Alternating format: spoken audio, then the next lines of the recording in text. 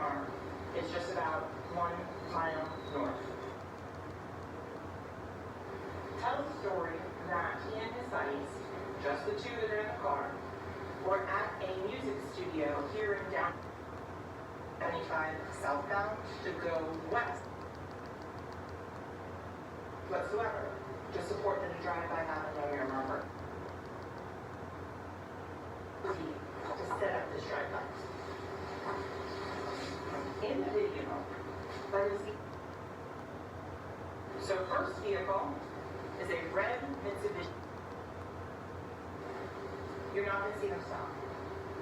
And it's just a small portion which is covered by cameras on that. And Janelle Demons, who is the shooter, in the rear driver's side passenger seat, had the exact same make and model of cell phone. Not only do they have the same make and model of cell phone,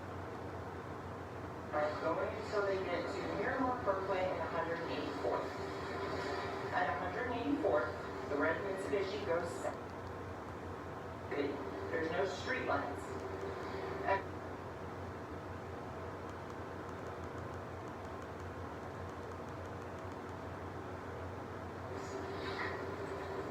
Detectives know they have a Jeep that they are looking at.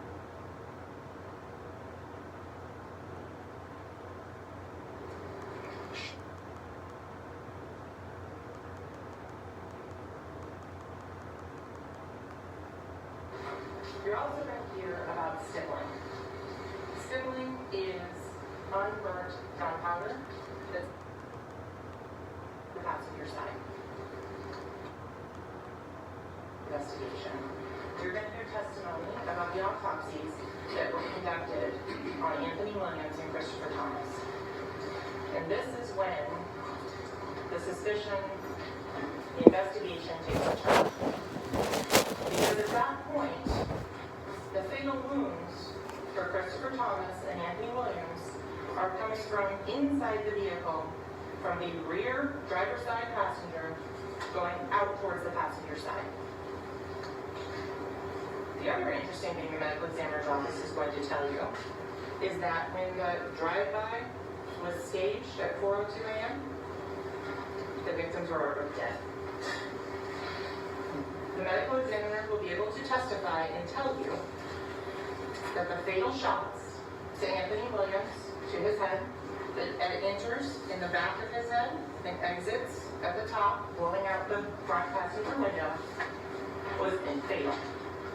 And that the additional wounds that are consistent with the trajectories going through the vehicle, he's already dead.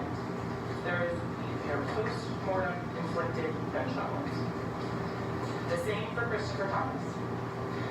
You will hear from the medical examiner's office, Dr. McDougall and Dr. Sauter, who conducted the autopsies, that Christopher Thomas was shot in his left cheek. That was the fatal shot for him. So, if he shot the dude in the back seat first, bow, in the cheek, you mean to tell me that front passenger ain't gonna duck, ain't gonna turn around, ain't gonna move, ain't gonna look back to see what happened? Melly was able to go pow, pow, that quick, pow, pow, that quick, without aiming at nothing. He just knew already, pow, pow. He done set up, so the dude in the back seat ain't looking at Melly play with his gun. Really?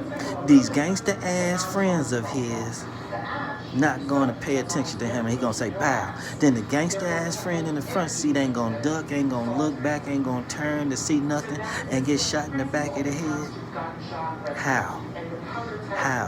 So Melly must have made both of them face forward, don't turn and look towards nothing. Pow. And he made the other person keep looking forward, nigga. Pow. Really? But they all gangsta ass niggas.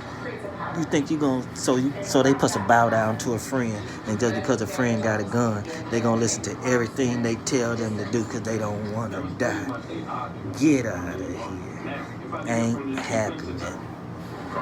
Ain't happening. Ain't happening.